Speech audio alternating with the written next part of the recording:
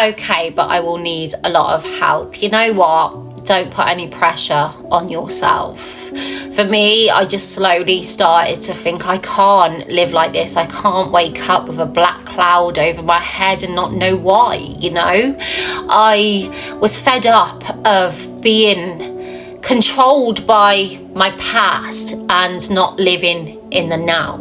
My past being growing up in domestic abuse and all those inbuilt regime that I lived in, those protections of myself, and do I need them in the now? Do I need to be in this fight for flight mode? You know, these triggers that were around me, and how my body would react to them, not my mind.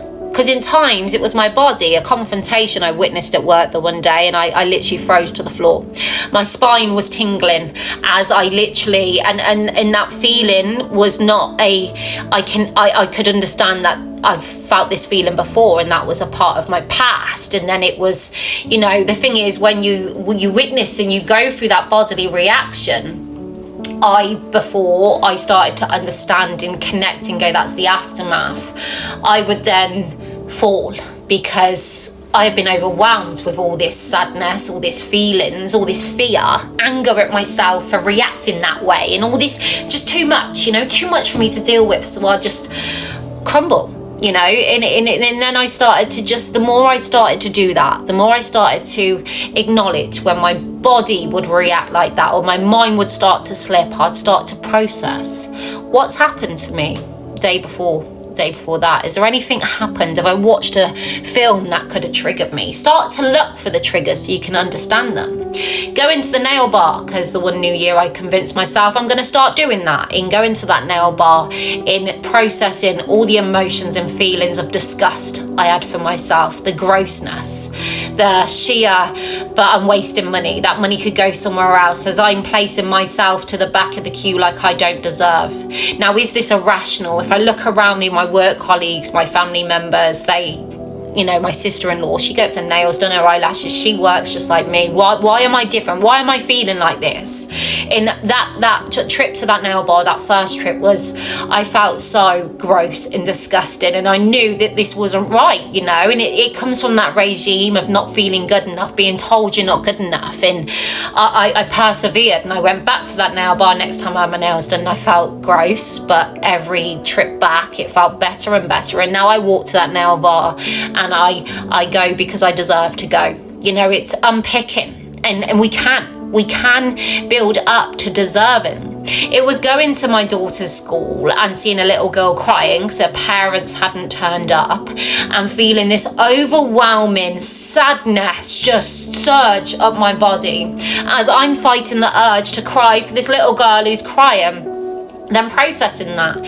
Is that normal? Is any other mom reacting in that way? Or am I just looking at that little girl and seeing her sadness and connecting to mine? And I think that's what I was doing. I was seeing this girl and her sadness and not thinking rationally that this is a normal. You know, not every parent, you know, I'm going to miss my daughter's one thing on Friday.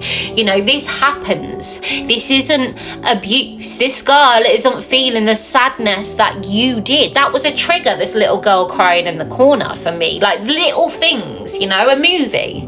You know, there's so many triggers out there, and I just think, you know, it's about starting to understand, for me anyway, as a non-doctor, non-expert, just someone who wanted to start thriving rather than just surviving, waiting on my body to react and how I'll then deal with that. I wanted to be ahead of the game.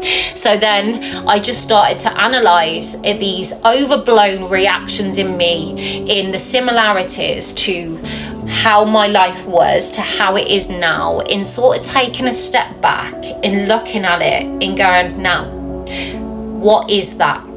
Is that normal? Is it rational? Do I need to be in fight, flight? And it was just slowly doing that, really. It was starting to understand when I woke up with a black cloud, in trying to look back, you know, is this hormones? Is this what's happened? And lo and behold, normally there's something I can connect it to my past, and it's a trigger.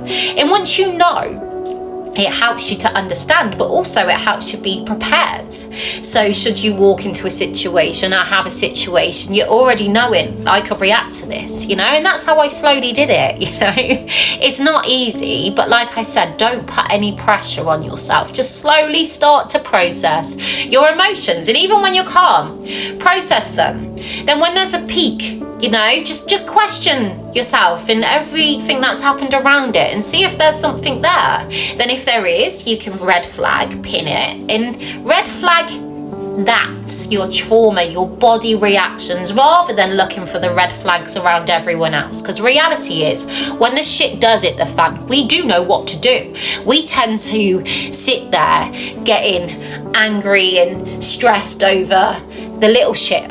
The little shit, it's pointless shit. But we overanalyze. We're constantly catastrophizing. We're looking for the bad because, lo and behold, as we know in the past, the bad would always come, you know? It's just living in that. And for me, it's about understanding each and every process of the aftermath and what that regime did to us, what we've took into the now, then seeing it and going, I know you're there, you know, but I'm prepared for when you step up to say, hello, you know, this is your past and this is how you're going to feel. And I just go, no, I know you're there and I know how you make me feel, but I'm not going to let myself fall because of this, because I know you're there. I can see the little red flag that I placed on you, you know. So I hope that makes sense.